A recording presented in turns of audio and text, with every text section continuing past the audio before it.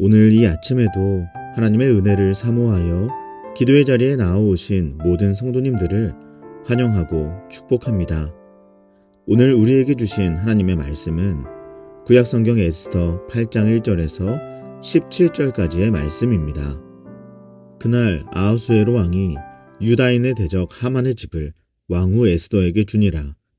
에스더가 모르드게는 자기에게 어떻게 관계됨을 왕께 아뢰었으므로 모르드게가 왕 앞에 나오니 왕이 하만에게서 거둔 반지를 빼어 모르드게에게 준지라. 에스더가 모르드게에게 하만의 집을 관리하게 하니라. 에스더가 다시 왕 앞에서 말씀하며 왕의 발 아래 엎드려 아각 사람 하만이 유다인을 해하려 한 악한 꾀를 제거하기를 울며 구하니 왕이 에스더를 향하여 금규를 내미는지라. 에스더가 일어나 왕 앞에 서서 이르되 왕이 만일 즐거워하시며 내가 왕의 목전에 은혜를 입었고 또 왕이 이 일을 좋게 여기시며 나를 좋게 보실진대 조서를 내리사 아각 사람 함므다다의 아들 하만이 왕의 각 지방에 있는 유다인을 진멸하려고 꾀하고 쓴 조서를 철회하소서. 내가 어찌 내 민족이 화당함을 참아 보며 내 친척의 멸망함을 참아 보리이까 하니 아하수에로 왕이 왕후 에스더와 유다인 모르드게에게 이르되 하만이 유다인을 살해하려 함으로 나무에 매달렸고 내가 그 집을 에스더에게 주었으니 너희는 왕의 명의로 유다인에게 조서를 뜻대로 쓰고 왕의 반지로 인을 칠지어다. 왕의 이름을 쓰고 왕의 반지로 인친 조서는 누구든지 철회할 수 없음이니라 하니라. 그때 시완월 곧 3월 23일에 왕의 서기관이 소집되고 모르드게가 시키는 대로 조서를 써서 인도로부터 구스까지의 127지방 유다인과 대신과 지방관과 관원에게 전할세 각 지방의 문자와 각 민족의 언어와 유다인의 문자와 언어로 쓰되 아하수에로 왕의 명의로 쓰고 왕의 반지로 인을 치고 그 조서를 역졸들에게 붙여 전하게 하니 그들은 왕궁에서 길러서 왕의 일에 쓰는 준말을 타는 자들이라. 조서에는 왕이 여러 고을에 있는 유다인에게 허락하여 그들이 함께 모여 스스로 생명을 보호하여 각 지방의 백성 중 세력을 가지고 그들을 치려하는 자들과 그들의 처자를 죽이고 도륙하고 진멸하고 그 재산을 탈취하게 하되 아하수에로 왕의 각 지방에서 아달월 곧 12월 13일 하루 동안에 하게 하였고 이 조서 초본을 각 지방에 전하고 각 민족에게 반포하고 유다인들에게 준비하였다가 그날의 대적에게 원수를 갚게 한지라. 왕의 어명이 매우 급함에 역졸이 왕의 일에 쓰는 준말을 타고 빨리 나가고 그 조서가 도성 수산에도 반포되니라. 모르드게가 푸르고 흰 조복을 입고 큰 금관을 쓰고 자색 가는 배 겉옷을 입고 왕 앞에서 나오니 수산성이 즐거이 부르며 기뻐하고 유다인에게는 영광과 즐거움과 기쁨과 존귀함이 있는지라.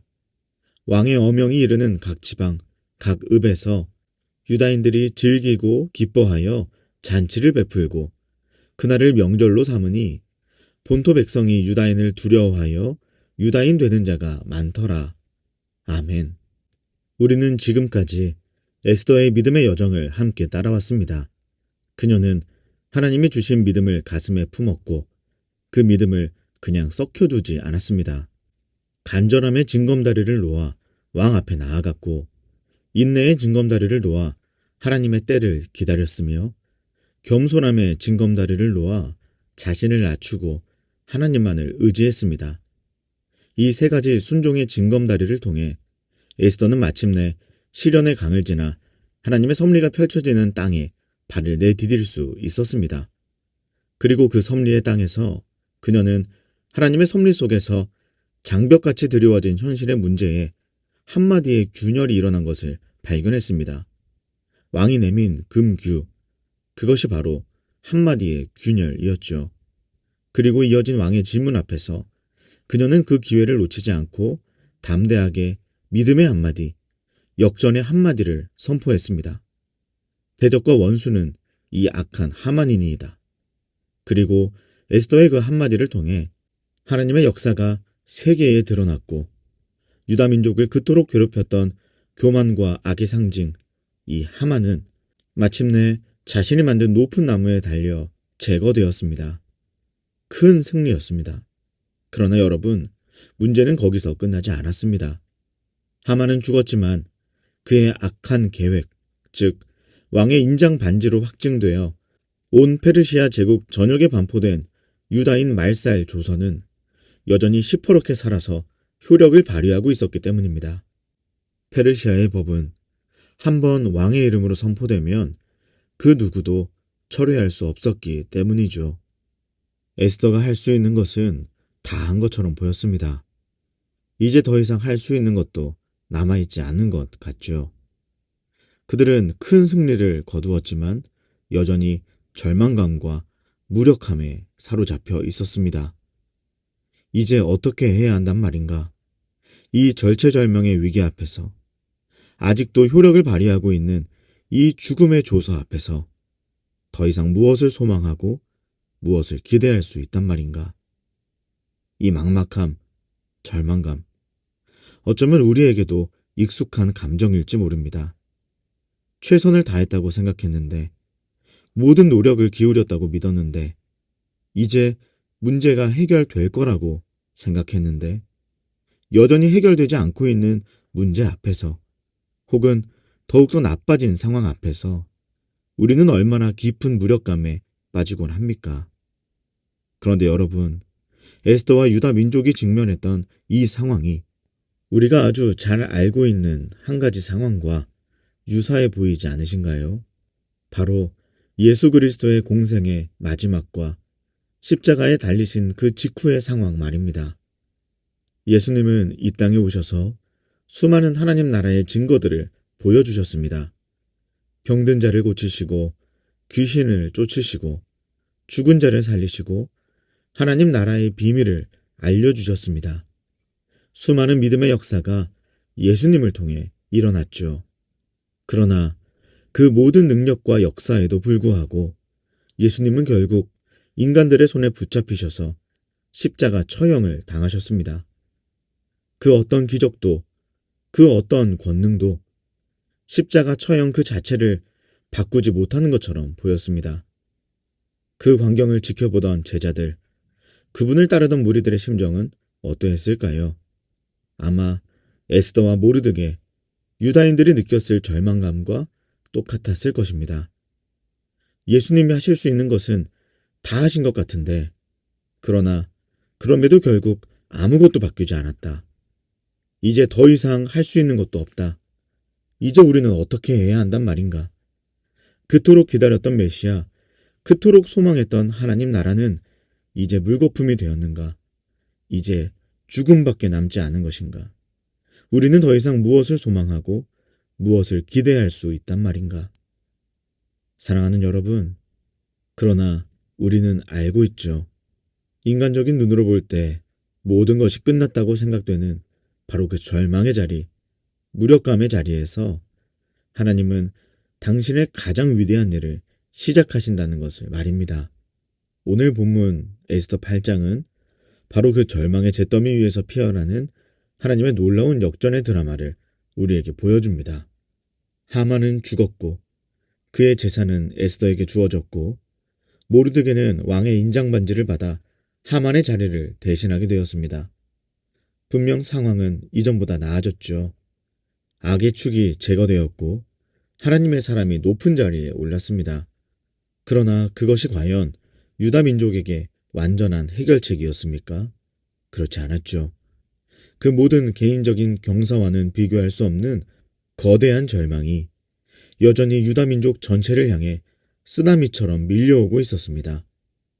왕의 이름으로 한 번 반포된 죽음의 조선은 페르시아의 법에 따라 철회될 수가 없었고 그 효력은 여전히 유효했기 때문입니다. 겉으로는 희망의 빛이 한 조각 비치는 듯 했지만 근본적인 문제는 해결되지 않은 채 민족 전체의 생명이 위협받고 있었습니다. 이처럼 인간적인 개선이나 부분적인 성공만으로는 도달할 수 없는 깊은 절망 앞에서 이제 하나님께서는 어떻게 전혀 새로운 방식으로 구원의 길을 여시는 것일까요?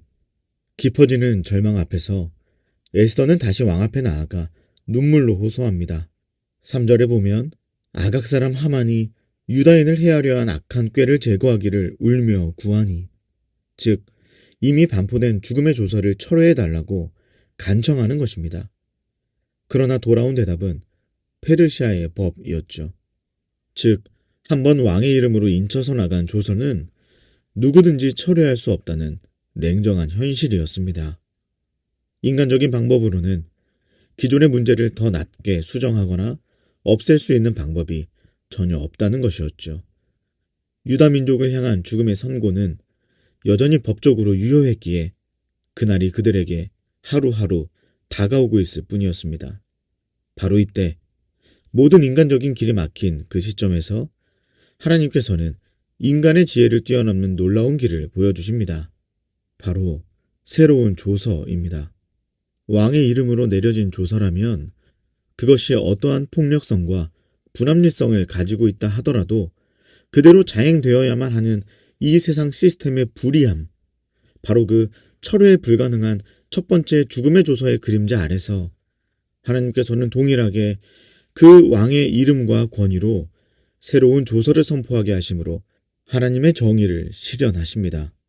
하나님께서는 그 불의한 시스템 자체를 당장 파괴하시거나 이상적인 시스템으로 더 낮게 고치시는 대신에 오히려 그 불변하는 법의 논리를 그대로 사용하시어 유다인들에게 스스로 생명을 지키고 대적들을 진멸할 수 있는 권한을 부여하는 두 번째 조서를 내리게 하신 것입니다. 죽음의 선고가 여전히 존재하지만 그 선고를 압도하고 생명을 보존하는 전혀 다른 차원의 길이 바로 그 세상의 법 안에서 열리게 된 것입니다. 이것이 바로 하나님의 놀라운 방식이고 세상의 가장 큰 불의와 폭력의 상징이었던 십자가를 통해 가장 위대한 사랑과 구원을 이루신 십자가의 방식과 정확히 맞닿아 있는 지점입니다. 사랑하는 여러분, 우리의 삶에도 때로는 도저히 해결될 수 없을 것 같은 문제, 인간의 힘으로는 더 이상 손쓸 수 없는 상황에 직면할 때가 있습니다. 기존의 방식으로는 어떠한 개선도 기대할 수 없는 막다른 골목에 온 것처럼 느껴질 수도 있습니다. 그러나 바로 그때가 하나님께서 십자가의 방식으로 일하실 때입니다. 이 새로운 조서가 온 땅에 전해지자 어떠한 일이 일어납니까? 놀라운 반전이 일어납니다. 17절에 보면 본토 백성이 유다인을 두려워하기 시작했다고 합니다. 죽음의 그림자에 드리워져 있던 유다인의 형편이 완전히 바뀐 것 아니겠습니까? 그런데 그것뿐이 아닙니다. 17절 하반부를 보시면 그래서 유다인 되는 자가 많더라, 이렇게 이야기하고 있습니다. 멸망 직전에 놓였던 유다 민족이 이제는 존경과 두려움의 대상이 되었고 그뿐만 아니라 그것을 통해 이방인들이 그들의 하나님께로 돌아오는 구원의 역사가 펼쳐진 것입니다. 막다른 길 앞에서 더 나은 길이 아니라 새로운 길, 에스더만이 아니라 모르드게만이 아니라 유다인만이 아니라 이방인들까지도 온 백성이 하나님 앞에 나아올 수 있는 구원의 길, 십자가의 길이 그들에게 열린 것입니다. 우리 모든 사람은 죄로 인하여 영원한 사망이라는 죽음의 조서 아래 놓여 있었습니다. 그리고 이 조서는 어떤 인간의 선행이나 노력, 그 어떤 종교적인 행위나 더 나은 율법 준수로도 결코 철회되거나 무효화될 수 없었습니다. 인간 스스로는 이 사망의 법에서 벗어날 길이 전혀 없었지요. 바로 그때 하나님께서는 우리가 감히 상상할 수도 없었던 전혀 새로운 길을 우리에게 열어주셨습니다. 그것은 기존의 율법이 가진 불합리한 것을 조금 더 좋게 개선하는 방식이 아니었습니다.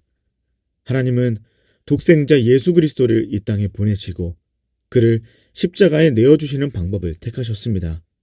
죽음의 조서는 바뀌지 않은 것입니다. 예수님의 십자가는 처음에는 실패처럼 보였고 죽음처럼 보였고 모든 소망이 끝나는 절망의 상징처럼 보였습니다. 그러나 어떻습니까? 바로 그 십자가가 사실은 죽음의 십자가가 아니라 영원한 생명을 주는 구원의 십자가 아니었습니까? 십자가는 인간의 지혜로 볼 때는 매우 어리석어 보였지만 하나님의 가장 완벽한 지혜였습니다. 하나님께서는 죽음의 십자가를 무효하거나 피하게 하신 것이 아니라 바로 그 십자가를 통하여, 그 죽음을 통하여 전혀 새로운 방식으로 죄와 사망의 권세를 깨뜨리시고 우리에게 영원한 생명을 주셨습니다. 십자가는 패배가 아니라 승리였습니다. 저주가 아니라 축복의 통로였습니다. 절망이 아니라 영원한 소망의 시작이었습니다. 하나님께서는 예수 그리스도의 십자가 죽으심과 부활을 통해 우리를 얽매고 있던 죄와 사망의 법을 파하시고 새로운 생명의 성령의 법, 은혜의 법 아래 우리를 두셨습니다. 이것이 바로 에스더의 이야기가 궁극적으로 가리키는 하나님의 가장 새롭고 완전한 구원의 길입니다. 사랑하는 여러분, 우리는 여전히 삶의 문제 앞에서 인간적인 더 나은 방법을 찾고 기존의 틀 안에서 해결책을 모색하다가 절망하고 포기하는 경향이 있습니다. 그러나 하나님은 오늘 우리에게 분명히 말씀하십니다. 너의 생각, 너의 방법, 너가 기대하는 그 길보다 훨씬 더 좋은 전혀 새로운 길이 내게 있다.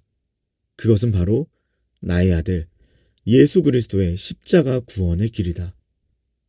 십자가의 길은 때로 우리의 이해를 넘어섭니다. 그리고 세상의 가치와는 정반대처럼 보일 수 있습니다. 그러나 오직 그 길만이 우리의 모든 절망과 죽음을 이기고 참된 생명과 영원한 승리를 주는 유일한 길입니다. 오늘 여러분 앞에 놓인 그 절망의 벽 앞에서 십자가의 문을 열어 믿음으로 통과해 볼 수 있으시겠습니까? 과거의 실패와 현재의 절망에 더 이상 묶여있지 마십시오. 하나님께서 예수 그리스도 안에서 이미 예비해 놓으신 그 새로운 삶, 새로운 은혜, 새로운 능력을 경험하는 그 길로 담대히 나아가십시오. 꼭 믿으시기 바랍니다. 더 나은 길이 아니라 전혀 새로운 길로 나아가야 한다는 것 말입니다. 십자가가 바로 저와 여러분을 위한 하나님의 완전한 해답이며 영원한 생명으로 들어가는 유일한 문입니다. 오늘 이 아침 그 문을 믿음으로 활짝 열고 들어가 더 나은 길이 아닌 전혀 새로운 길로 나아가는 우리가 되기를, 그래서 하나님의 역전 드라마의 주인공으로 살아가시는 저와 여러분 되시기를 우리 주 예수 그리스도의 이름으로 간절히 축복합니다. 기도하겠습니다. 십자가, 전혀 새로운 길이 우리에게 펼쳐져 있음을 믿음으로 바라보게 하옵소서. 오늘도 그 길을 믿음으로 걸어가며 인생의 모든 절망과 실패를 생명과 승리로 바꾸시는 주님의 은혜를 누리는 내가 되게 하소서. 그리고 우리 개인의 기도 제목을 놓고 우리 가정과 다음 세대 자녀들, 청년들을 위해 기도해 주십시오. 또한 우리 사귐의 교회가 계속해서 하나님이 기뻐하시는 교회로 세워질 수 있도록 기도해 주시기 바랍니다. 마지막으로 나라와 민족과 온 열방에 하나님 나라가 세워지기를 한마음과 한뜻으로 기도하며 나아가겠습니다. 함께 기도하시겠습니다.